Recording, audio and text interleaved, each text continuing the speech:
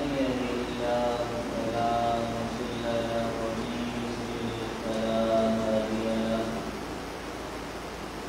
وأشهد أن لا إله إلا الله وحده لا شريك له وأشهد أن محمدا عبده ورسوله اللهم صل على محمد وعلى آل محمد كما صليت على إبراهيم وعلى آل إبراهيم إنك حميد مجيد اللهم بارك على محمد وعلى آل محمد كما باركت على إبراهيم وعلى آل إبراهيم إنك حميد مجيد سبحانك لا علم لنا إلا ما علمتنا إنك أنت العليم الحكيم أما بعد فإن خير الحديث كتاب الله وخير الهدي هدي محمد صلى الله عليه وسلم وشر الأمور محدثاتها وكل محدثة بدعة وكل بدعة ضلالة وكل ضلالة في النار أما بعد فأعوذ بالله السميع العليم من الشيطان الرجيم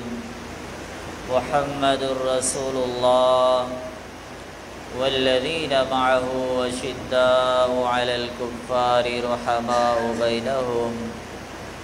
تراهم ركعا سجدا يبتغون فضلا من الله ورضوانا ہر قسم کی حمد و ثنا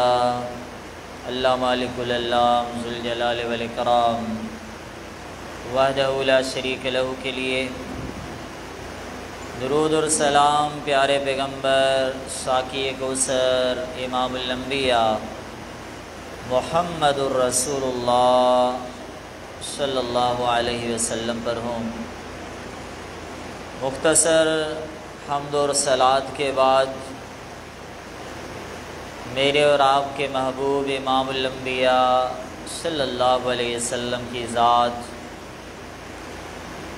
ان کی عظمت اور ان کا مقام اتنا بلند ہے کہ اگر وہ زمین پہ چلتے ہیں تو جبریل علیہ السلام جیسے فرشتے بھی ان کے ساتھ ہوتے ہیں، لیکن پھر بھی محمد کو اکثر غریب لوگوں کے ساتھ دیکھا جاتا ہے صلی اللہ علیہ وسلم۔ اگر وہ نگاہ آسمان کی طرف اٹھاتے ہیں تو عرش کا رب اس نگاہ کی لاج رکھتا ہے اور میرے نبی کی مرضی کا قبلہ رکھ دیا جاتا ہے، لیکن وہ نگاہ ہمیشہ حیا کے ساتھ پھر بھی نیچی رہتی ہے۔ اگر وہ بولتے ہیں تو پھر وہ دین اسلام بن جاتا ہے، ان کا ہر لفظ شریعت بن جاتا ہے، لیکن اکثر اوقات سیرت میں انہیں خاموش بھی دیکھا جاتا ہے۔ اگر بلندی کا سفر کریں تو عند سدرۃ المنتہا، ساتوں آسمانوں سے سدرۃ المنتہا کی بلندیوں سے بھی اوپر چلے جائیں، لیکن زمین پہ رہتے ہیں تو ایک چٹائی پر بھی سو جاتے ہیں۔ وہ رسول اللہ صلی اللہ علیہ وسلم اگر میدان جہاد میں جائیں تو جبریل بھی اسلحہ لے کر آ جاتا ہے، میکائیل علیہ السلام بھی فرشتوں کے ساتھ اسلحہ لے کر پہنچ جاتے ہیں، لیکن محمد الرسول اللہ صلی اللہ علیہ وسلم کے وہی 313 جانثار پھر بھی محمد کے ساتھ ہوتے ہیں صلی اللہ علیہ وسلم۔ میرے بھائیوں، گر ان کو دیکھا جائے سخاوت اتنی کہ زندگی میں رب نے جو دیا سب کا سب رب العالمین کے راستے میں لوٹا دیا،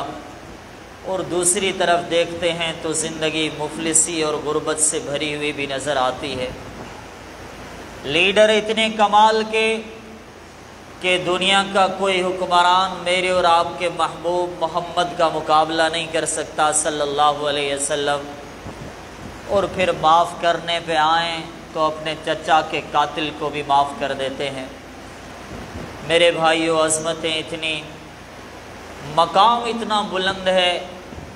کہ ایک مہینے کی مسافت پر بھی اگر کوئی دشمن ہو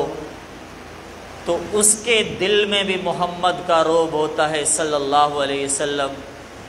لیکن اپنوں سے پھر پیار اتنا ہے اگر ساتھ بیٹھ جاتے ہیں تو کوئی پہچان بھی نہیں پاتا کہ ان میں محمد صلی اللہ علیہ وسلم کون سے ہیں۔ اتنے عظیم اوصاف رب العالمین نے اس ہستی میں جب جمع کر دیے تھے تو اس رب کی ذات کی قسم ہے، یہ ذات اور یہ استاد جتنا اعلیٰ تھا تو اس کے شاگرد بھی اتنے اعلیٰ تھے،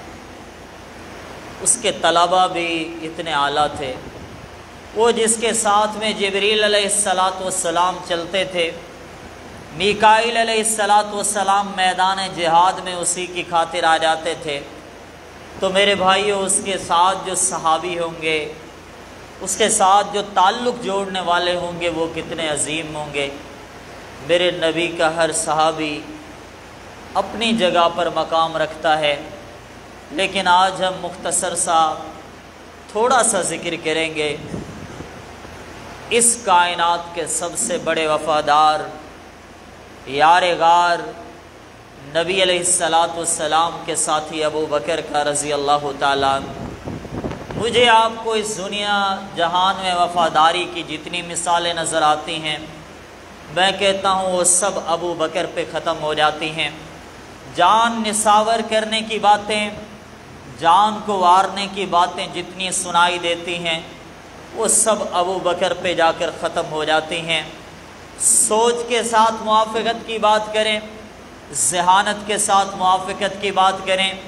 کائنات کے امام کی زبان پر کوئی الفاظ آ جائیں اور اس پر خوش ہو کر اطاعت اور اتباع کی بات کریں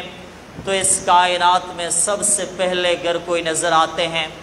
تو وہ ابو بکر ہی نظر آتے ہیں رضی اللہ تعالیٰ عنہ۔ اتنی وفاداری بھلا کون کرتا ہے؟ آپ قرآن کے 30 پارے پڑھ لیں، میرے نبی علیہ السلام کی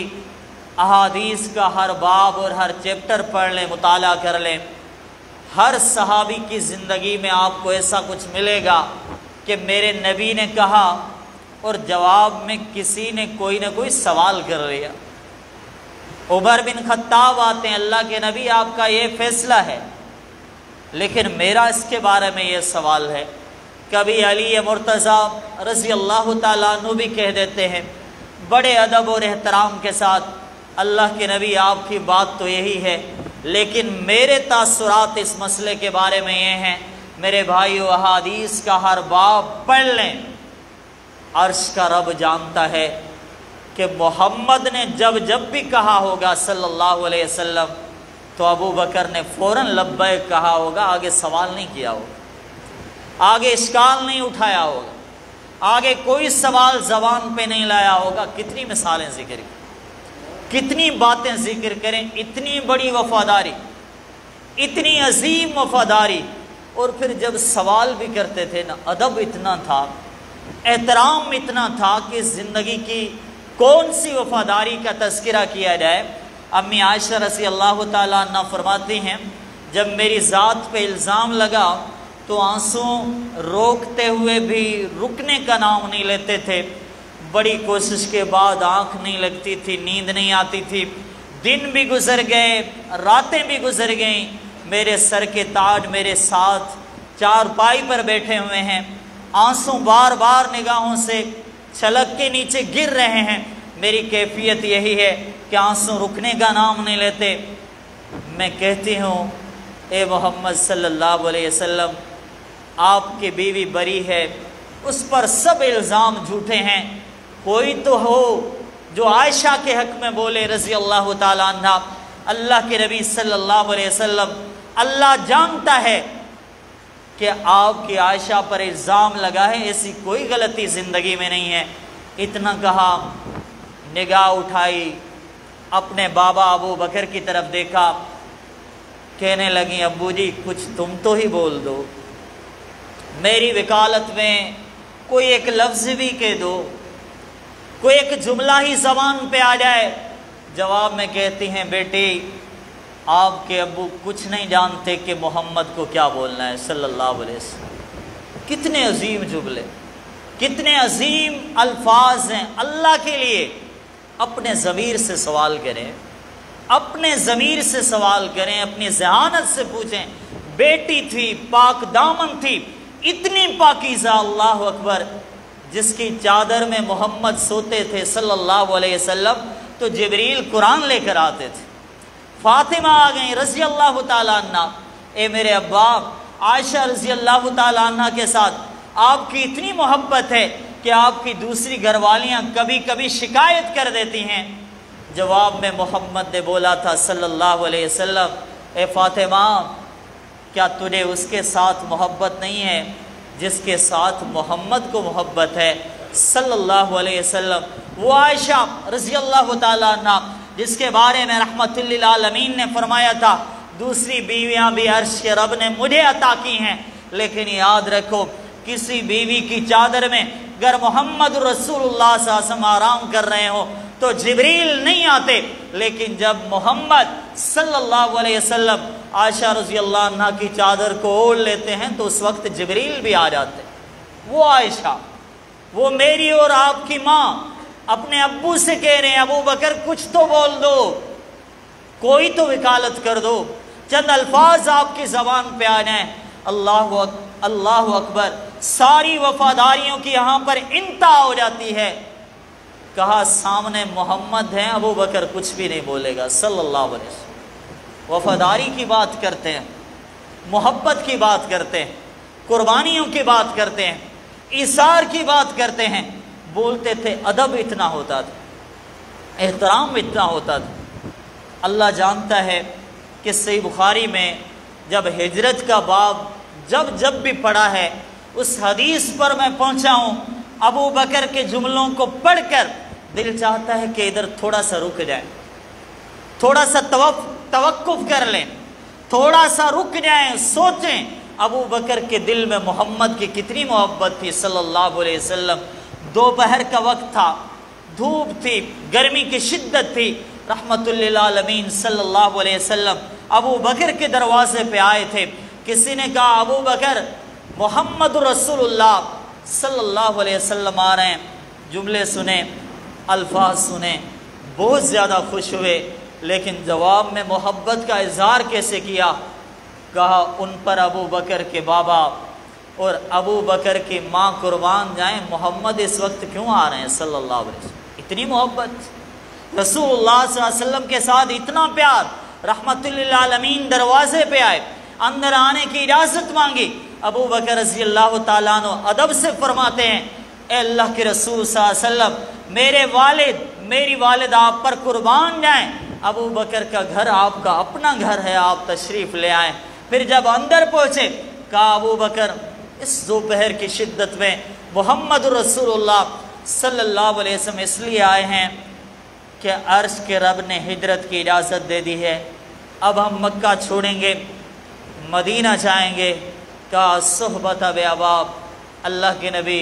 ویسے بھی کہہ سکتے تھے، کہا میرے بابا ابو بکر کے بابا آپ پر قربان جائیں۔ ابو بکر محمد کے ساتھ جانا چاہتے ہیں صلی اللہ علیہ وسلم۔ الفاظ دیکھیں، محبت کا انداز دیکھیں، وفاداری دیکھیں کہ رب العالمین نے ابو بکر کے دل میں محمد رسول اللہ صلی اللہ علیہ وسلم کے لیے کتنی محبتیں رکھی، کتنی محبتیں رکھیں۔ ایسے موقع بھی آئے، صحابہ کرام فرماتے ہیں ہم سمجھتے تھے وہاں جائیں گے تو جان چلی جائے گی، ہم سوچ رہے ہوتے تھے، ہم عقل سے، دل اور دماغ سے جواب تلاش کرنے کی کوشش کر رہے ہوتے تھے کہ اس مقام پر جائیں گے نہ جانے ہمارا کیا ہوگا، ہم سوچتے تھے، لیکن ہماری سوچ کے دوران ابو بکر وہاں پہنچ جاتے۔ ابو بکر وہاں پہنچ جاتے تھے کہ اب میری ذات کا مسئلہ نہیں بلکہ محمد رسول اللہ صلی اللہ علیہ وسلم کی ذات کا مسئلہ۔ اتنی بڑی وفاداری، اتنی بڑی محبت میرے بھائیوں، اگر اتنی وفاداریاں ابو بکر کے دل میں آ گئی تھیں تو پھر جواب میں بھی سامنے تھے محمد رسول اللہ صلی اللہ علیہ وسلم۔ انہوں نے کتنی محبتیں، انہوں نے ابو بکر کو کتنا پیار دیا۔ صحیح بخاری کے الفاظ ہیں، رحمت اللہ علیہ صلی اللہ علیہ وسلم مسجد میں بیٹھے ہوئے، بیٹھے بیٹھے اپنا نام نہیں لیا، ویسے عام الفاظ میں آپ کہنے لگے کہ عرش کے رب نے اپنے ایک بندے کو اختیار دیا ہے، وہ چاہے تو دنیا میں رہے، وہ چاہے تو آخرت کا مسافر بن جائے۔ رب کے اس بندے نے دنیا کو چھوڑ کر آخرت کو اختیار کر لیا ہے۔ بس اتنی بات تھی۔ صحابہ جتنے ہیں وہ سبھی سن رہے ہیں، جو خاموش ہیں وہ سبھی خاموش ہیں، جو نگاہیں میرے اور آپ کے محبوب امام الانبیاء کو دیکھ رہی ہیں، اس بیان کے بعد ویسے ہی دیکھ رہی ہیں۔ کوئی آنکھ نم نہیں ہوئی، کسی آنکھ سے آنسو نہیں گرا، کہیں سے کوئی رونے کی آواز نہیں آئی۔ ابو سعید رضی اللہ تعالیٰ عنہ فرماتے ہیں اسی مسجد میں ابو بکر بھی تھے، بس یہ الفاظ سننے کی دیر تھی، نگاہوں سے زار و کتار آنسو گرنے لگتے ہیں۔ ابو بکر رضی اللہ عنہ کی ہنچکیاں بن جاتی ہیں، وہ کنٹرول کرنے کے باوجود بھی بارہا رو رہے ہیں۔ پھر روتے روتے محمد رسول اللہ صلی اللہ علیہ وسلم کو دیکھ رہے ہیں۔ ابو سعید رضی اللہ عنہ فرماتے ہیں میں سوچ رہا تھا رحمت للعالمین صلی اللہ علیہ وسلم نے ایک عبد کی بات کی ہے، ایک بندے کی بات کی ہے، اس بزرگ ابو بکر کو کیا ہو گیا، یہ کیوں رو رہے ہیں، ان کی نگاہوں سے آنسو کیوں چھلک رہے ہیں، آخر یہ زارو کتار اتنے آنسو کیوں بہا رہے ہیں؟ کہا کچھ ہی دن گزرے تھے، ہم جان گئے تھے وہ بندہ کوئی عام بندہ نہیں تھا جس نے آخرت کو چن لیا تھا۔ پھر مجھے یقین ہوا کہ وہ آخرت کی طرف جانے والے مسافر کو غیر نہیں بلکہ ہمارے محبوب محمد رسول اللہ صلی اللہ علیہ وسلم تھے۔ اور اسی دن میرے دل نے گواہی دی تھی وَكَانَ ابو بکر عَلَمُ مدینہ میں ابو ہریرہ بھی ہیں، وہ بھی بڑے عالم ہیں، عبداللہ بن مسعود بھی ہیں، وہ بھی بڑے مفتی ہیں، ابی بھی ہیں رضی اللہ تعالیٰ، قرآن کے وہ بھی بڑے قاری ہیں، ابو موسیٰ اشعری بھی ہیں، وہ بھی بڑی اچھے الفاظ کے ساتھ قرآن پڑھا کرتے ہیں۔ لیکن میرے دل نے گواہی دی تھی کہ مدینہ کے سبھی عالم ہوں گے اپنی جگہ، لیکن ابو بکر جیسا کوئی اور عالم نہیں ہے۔ وَكَانَ أَبُو بَكْرٍ أَعْلَمُنَا ہم نے جان لیا تھا کہ ہم میں سب سے بڑے کوئی عالم تھے تو ابو بکر تھے۔ اور جب ان آنسوں کو دیکھا، جب گرتے ہوئے ان موتیوں جیسے قطرات کو میرے اور آپ کے محبوب محمد صلی اللہ علیہ وسلم نے ابو بکر کی نگاہوں میں دیکھا تو فوراً کہہ دیا یا ابا بکر لا تبکی، اے ابو بکر رونے کی کوئی ضرورت نہیں ہے، آنسو گرانے کی کوئی ضرورت نہیں ہے، اب محمد کا اعلان بھی تو سن لیں صلی اللہ علیہ وسلم، گر یہ یار غار ہیں، میرے نبی کے سب سے بڑے وفادار ہیں، تو آئیں اب جواب میں محمد کی وفا بھی سن لیں صلی اللہ علیہ وسلم۔ فرمایا لو کنت متخذا خلیلا لاتخذت ابا بکر خلیلا، میرے صحابیوں یاد رکھو دوست تو دوست ہوتے ہیں، بہت سارے ہو سکتے ہیں، الفت تو کتنے لوگوں کے ساتھ ہو سکتی ہے، لیکن جو درجہ خلت ہے وہ کائنات میں صرف ایک انسان کو ملتا ہے۔ کوئی خلیل بنتا ہے تو زندگی بھر صرف ایک ہی خلیل بنتا ہے۔ دل کی ایک محبت ایسی بھی ہوتی ہے جو صرف ایک انسان کے حق میں آتی ہے، اسی کو خلیل کہتے ہیں۔ ایسی محبت کسی اور کے حق میں نہیں آ سکتی۔ کہ اگر اس کائنات میں امام الانبیاء کسی کو خلیل بناتے تو ابو بکر کو بناتے،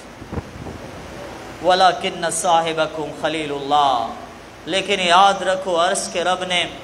محمد کو اپنا خلیل بنا لیا ہے صلی اللہ علیہ وسلم۔ اب اس دل میں رب کی محبت اتنی آ گئی ہے، اتنی آ گئی ہے کہ اب خلت کا درجہ کسی کے لیے باقی نہیں رہا، لیکن ہاں ابو بکر سے محمد کو محبت بڑھی ہے صلی اللہ علیہ وسلم، ابو بکر سے محبت بہت زیادہ ہے۔ اور پھر اعلان کیا کہ مسجد نبوی کی طرف جتنے دروازے آتے ہیں وہ سب بند ہو جائیں گے، لیکن ابو بکر کا دروازہ ہمیشہ کھلا رہے گا، وہ بند نہیں ہوگا۔ میرے بھائیوں، اتنی محبتیں تھیں، اتنا پیار تھا۔ زندگی میں ایک منظر وہ بھی آیا، صحیح بخاری کے الفاظ ہیں، ابو درداء رضی اللہ تعالیٰ عنہ فرماتے ہیں میں رسول اللہ صلی اللہ علیہ وسلم کے ساتھ بیٹھا ہوا تھا، اسی دوران ابو بکر رضی اللہ تعالیٰ عنہ آئے، چہرے پہ غصے کے آثار واضح نظر آ رہے تھے۔ رحمت للعالمین نے اپنے یار غار کو جیسے ہی دیکھا، ہمیں کہنے لگے ان صاحبکم قد غابرا، ابو بکر کے چہرے کو دیکھ کر آج تمہارے پیغمبر کو بھی ایسا لگ رہا ہے کہ ابو بکر آج غصے میں آ رہے ہیں۔ جیسے پہنچے سلام کیا، کہا رحمت للعالمین مجھ سے غلطی ہو گئی۔ کون کہہ رہا ہے؟ ابو بکر اپنے بارے میں کہہ رہا ہے، اللہ کے نبی مجھ سے غلطی ہو گئی۔ عمر بن خطاب رضی اللہ تعالیٰ عنہ پر غصہ آ گیا، میں نے بولنے میں تھوڑی جلدی کر دی، میں الفاظ میں غالب آ گیا، پھر مجھے ندامت ہو گئی۔ اللہ کے نبی میں نے کہا عمر ابو بکر کو معاف کر دو، میں نے کہا عمر میں نے بولنے میں جلدی کی ہے۔ اب ابو بکر خود معذرت کر رہا ہے، رسول اللہ صلی اللہ علیہ وسلم کا یار غار خود معذرت کہہ رہا ہے، لیکن اللہ کے نبی اب آیا، آپ کے پاس آیا اس لیے ہوں کہ مجھے عمر نے معاف نہیں کیا رضی اللہ تعالیٰ۔ ایسی بھی کوئی شکایت ہوتی ہے، ایسی بھی کوئی شکایت ہوتی ہے کہ اللہ کے نبی غلطی میری ہے، عمر بن خطاب رضی اللہ عنہ نے مجھے درگزر نہیں کیا، میں آپ کے پاس آ گیا۔ اللہ اکبر، محمد الرسول اللہ والذین معہ اشداء علی الکفار رحماء بینہم، آپس میں بڑے رحم دل انسان تھے۔ پھر عمر بن خطاب کو بھی ندامت ہوئی، ابو بکر کے دروازے پر پہنچ گئے، گھر میں ابو بکر کو نہیں پایا، تلاش کرتے کرتے محمد رسول اللہ صلی اللہ علیہ وسلم کے پاس پہنچ گئے، سلام کیا۔ اب سلام نبی علیہ السلام نے جیسے سنا، ابو درداء فرماتے ہیں میں نے دیکھا اب محمد رسول اللہ صلی اللہ علیہ وسلم کا چہرہ بدل گیا، غصے کے آثار واضح نظر آ رہے تھے۔ رسول اللہ صلی اللہ علیہ وسلم غصے کی حالت میں ہیں، ابھی خاموش ہی بیٹھے ہیں۔ اس غصے کے منظر کو جب ابو بکر نے دیکھا، ابو درداء رضی اللہ تعالیٰ عنہ فرماتے ہیں فوراً اپنی کیفیت کو بدلا، نبی علیہ السلام کے قریب آ گئے، اور قریب اس انداز اور ادب کے ساتھ ہے کہ اپنے گھٹنے کو زمین پر ٹیک دیا، گھٹنے زمین پر رکھ کر رسول اللہ صلی اللہ علیہ وسلم کے سامنے بیٹھ گئے۔ کہا اللہ کے نبی عمر پر کوئی غصہ نہیں کرنا، غلطی تو ابو بکر کی ہے رضی اللہ تعالیٰ عنہ، میں اعتراف کر رہا ہوں، میں مان رہا ہوں کہ مجھ سے بھول ہو گئی ہے، میں نے عمر بن خطاب کے خلاف بولنے میں جلدی کر دی ہے۔ اور پھر کیا ہوا؟ رسول اللہ صلی اللہ علیہ وسلم نے فرمایا عمر میرے صحابیوں تم نہیں جانتے میرا ابو بکر کون ہے، تم نہیں جانتے کہ ابو بکر کا مقام کیا ہے، تمہارے پاس ابو بکر رضی اللہ تعالیٰ عنہ کا مقام کیا ہے۔ محمد کو تو یہ بھی یاد ہے صلی اللہ علیہ وسلم جب سارے مکہ والے کہتے تھے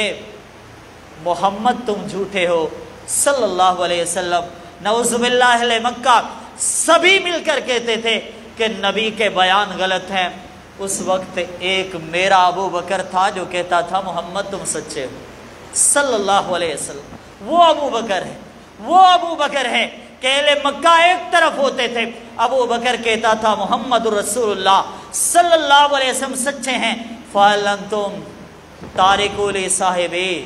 کیا محمد کے دوست کو تم اب بھی تکلیف دو گے صلی اللہ علیہ وسلم؟ اللہ جانتا ہے میرے پیغمبر نے ایسے الفاظ اپنی ساری زندگی میں کسی اور صحابی کے لیے نہیں بولے، کسی اور صحابی کے لیے نہیں بولے۔ فَهَلْ أَنْتُمْ تَارِكُوا لِي صَاحِبِي، آپ نے کہا کیا تم اب بھی محمد کے دوست کو تکلیف دو گے صلی اللہ علیہ وسلم؟ کیا تم اب بھی محمد رسول اللہ صلی اللہ علیہ وسلم کے ساتھی کو پریشان کرو گے؟ ابو درداء رضی اللہ تعالیٰ جب بھی یہ حدیث بیان کرتے تھے تو اس کے آخر میں بڑے عظیم جملے کہا کرتے تھے، کہا وہ دن تھا رسول اللہ صلی اللہ علیہ وسلم کا وہ بیان تھا، ابو بکر کی ساری زندگی گزر گئی لیکن نبی کے کسی صحابی نے دوبارہ ابو بکر کو تکلیف نہیں دی تھی، دوبارہ ابو بکر رضی اللہ تعالیٰ عنہ کو پریشان نہیں کیا تھا۔ میرے بھائیوں، یہی باتیں تھیں، یہی بیان تھے، اسی لیے محمد رسول اللہ صلی اللہ علیہ وسلم نے اشارتاً یوں بھی کہہ دیا تھا کہ عائشہ جاؤ رضی اللہ تعالیٰ اپنے بابا ابو بکر کو بلاؤ، اپنے بھائی کو بلاؤ، رسول اللہ صلی اللہ علیہ وسلم کچھ لکھیں گے۔ لیکن پھر کہا اے عائشہ تم نے نہیں جانا، کیونکہ محمد رسول اللہ صلی اللہ علیہ وسلم جانتے ہیں میرے صحابہ میں سے کوئی بھی خلیفہ ہوگا، میرے دنیا سے جانے کے بعد کوئی بھی حکمران ہوگا، کوئی بھی خلیفۃ المسلمین بنے گا، تو یاد رکھو اس شخص کا انکار زمین والے بھی کریں گے، میرے صحابہ بھی کریں گے الا ابو بکر، لیکن جب ابو بکر خلیفہ بنیں گے تو اللہ بھی راضی ہو جائے گا اور زمین والے بھی راضی ہو جائیں گے۔ وہ ابو بکر تھے جس کے بارے میں آپ صلی اللہ علیہ وسلم نے فرمایا مروا ابا بکر ولیصلی بالناس، قاری تو ابی بھی ہیں رضی اللہ تعالیٰ عنہ، عبداللہ بن مسعود بھی اچھا قرآن پڑھتے ہیں، ابو موسیٰ شری کی تلاوت بھی اچھی ہے، لیکن پیغمبر کے مصلی پہ نبی کا کوئی نائب امام ہوگا تو ابو بکر ہوگا۔ مروا ابا بکر فلیصلی بالناس، ابو بکر رضی اللہ تعالیٰ عنہ سے کہہ دو کہ وہی نماز پڑھائیں۔ میرے بھائیوں، اتنی وفاداریاں تھیں، اتنی محبتیں تھیں اس زندگی میں، رسول اللہ صلی اللہ علیہ وسلم کے ساتھ اتنی بڑی عقیدت تھی کہ جب وفات کا ٹائم آیا تو زبان پر ایک عجیب تمنا آ گئی، ایک عجیب تڑپ آ گئی کہ عائشہ رضی اللہ تعالیٰ عنہ جب میرے نبی اس جہان سے گئے تھے تو وہ بھی پیر کا دن تھا، سوموار کا دن تھا، ابو بکر کی تمنا ہے کہ اگر میں بھی دنیا سے جاؤں تو وہ بھی کوئی دن ہو تو وہ بھی سوموار کا دن ہو، تاکہ دن کے حوالے سے بھی، موت کے حوالے سے بھی، دنیا سے جانے کے حوالے سے بھی محمد رسول اللہ صلی اللہ علیہ وسلم کی اتباع کا حق ادا ہو جائے۔ جہاں اختیار تھا وہاں تو وہ ہمیشہ کے لیے مان گئے تھے، موت پر تو کسی کو اختیار نہیں ہوتا، صرف تمنا ہوتی ہے۔ اتنی بڑی تمنا کر گئے کہ میرے جانے کا دن بھی وہی ہو جو محمد رسول اللہ صلی اللہ علیہ وسلم کا دن تھا۔ میرے بھائیو، یہ باتیں، یہ تذکرے، یہ وفاداریاں، یہ محبتیں، یہ عقیدتیں میری اور آپ کی زبان پر ہمیشہ آ جایا کرتی ہیں، کیونکہ انہوں نے خالی وفاداری نہیں، خالی محبت نہیں، بلکہ محبت و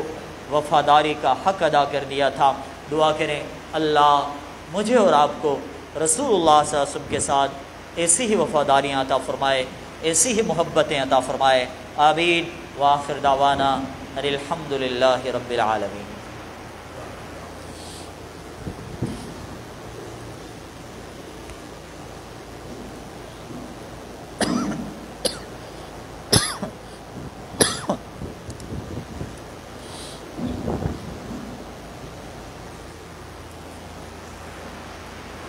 الحمد لله نحمده ونستعينه من يهده الله فلا مضل له ومن يضلل فلا هادي له واشهد ان لا اله الا الله وحده لا شريك له واشهد ان محمدا عبده ورسوله اللهم صل على محمد وعلى ال محمد كما صليت على ابراهيم وعلى ال ابراهيم انك حميد مجيد اللهم بارك على محمد وعلى آل محمد كما باركت على إبراهيم وعلى آل إبراهيم إنك حميد مجيد قال النبي صلى الله عليه وسلم يا عائشة أنفقي ولا تعي فيعي الله عليك۔ میرے بھائیو، اب حضرات سبھی اس بات سے اچھی طرح واقف ہیں، بلکہ اکثر آج کل ہماری گفتگو اہل محفل کی باتیں بھی یہی ہوتی ہیں کہ مہنگائی بہت زیادہ ہو گئی۔ اسی حوالے سے مساجد کے مسائل، مدارس کے مسائل بھی کسی حد تک بڑھ چکے ہیں۔ لہذا میں تمام احباب سے درخواست کرتا ہوں، کوشش کریں جہاں اپنے مسائل پر ہم نظر رکھتے ہیں، میں ہوں یا آپ سبھی ہو، ہمارے جتنے نوجوان بھائی، جتنے بزرگ یہاں موجود ہیں، مسجد کا مسئلہ ان سب کا اپنا مسئلہ ہوتا ہے، بلکہ جہاں پر آپ اپنے ذاتی مسائل پر گہری نظر رکھتے ہیں وہاں ان مساجد کے مسائل کو بھی دیکھا گیا، مدارس کے مسائل کو بھی دیکھا گیا۔ اگر بالفرض ہمارے ساتھ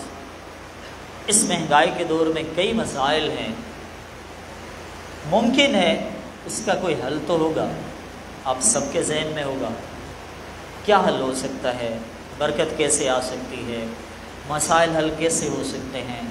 بڑھتے ہوئے اخراجات کس طرح سے مینٹین کیے جا سکتے ہیں۔ آپ سب نے کوئی نہ کوئی پلاننگ کی ہوگی۔ میں آپ سے پوچھتا ہوں، کیا ہم نے مسجد کے لیے کبھی پلاننگ بنائی ہے؟ ہم نے کبھی مسجد کے لیے کوئی اہتمام کیا ہے کہ جس مسجد میں ہم نماز پڑھتے ہیں، جمعہ پڑھتے ہیں، اس کے بھی کوئی مسائل ہیں، ہم نے اہتمام کرنا ہے اس کے لیے، اس کے اخراجات کو میں نے آپ نے مل کر ہی مینٹین کرنا، میں نے آپ نے مل کر ہی حل کرنا ہے۔ رسول اللہ صلی اللہ علیہ وسلم نے امی عائشہ رضی اللہ تعالیٰ عنہ سے کہا تھا کہ عائشہ انفقی، عائشہ رضی اللہ تعالیٰ عنہ جب رب کے راستے میں خرچ کرنے کی باری آتی ہے تو تم خرچ کیا کرو، ولا تعی، لیکن یہ نہ دیکھا کرو کہ میں کتنا خرچ کر رہی ہوں، یہ نہ دیکھو کہ میں اللہ کے راستے میں کتنا دے رہا ہوں۔ اور اگر تم نے ڈر ڈر کے شمار کرتے کرتے خرچ کیا تو پھر یاد رکھو اللہ بغیر حساب کے تمہیں کبھی نہیں دے گا، کبھی نہیں دے گا۔ اللہ بغیر حساب کے انہی کو دیتا ہے جو رب کے راستے میں بغیر حساب کے دیتے۔ تم اگر بغیر حساب کے دو گے تو اللہ تمہیں بغیر حساب کے دے، تم اگر شمار کر کے دو گے تو اللہ بغیر حساب کے تمہیں کبھی بھی نہیں دے گا۔ تو میرے بھائیو، مساجد کی انتظامیہ کے ساتھ ملیں، جو بھی مسائل ہیں کوشش کریں حل کریں۔ ہمارے جتنے احباب ماہانہ مسجد کے ساتھ تعاون کرتے ہیں، میں ان سے ریکویسٹ کرتا ہوں کہ کوشش کریں اس ذمہ داری کو نبھائیں اور اپنے تعاون کو بڑھا دیں۔ جو ہفتہ وار تعاون کر رہے ہیں یا کسی بھی حوالے سے مسجد کے ساتھ معاون ہیں تو کوشش کریں وہ اپنے تعاون کو کم کرنے کے بجائے بڑھا دیں تاکہ یہ مسائل آسانی کے ساتھ حل ہو سکیں۔ اللہ سب کو جزائے خیر عطا فرمائے، آمین۔ وآخر دعوانا ان الحمد للہ رب العالمین۔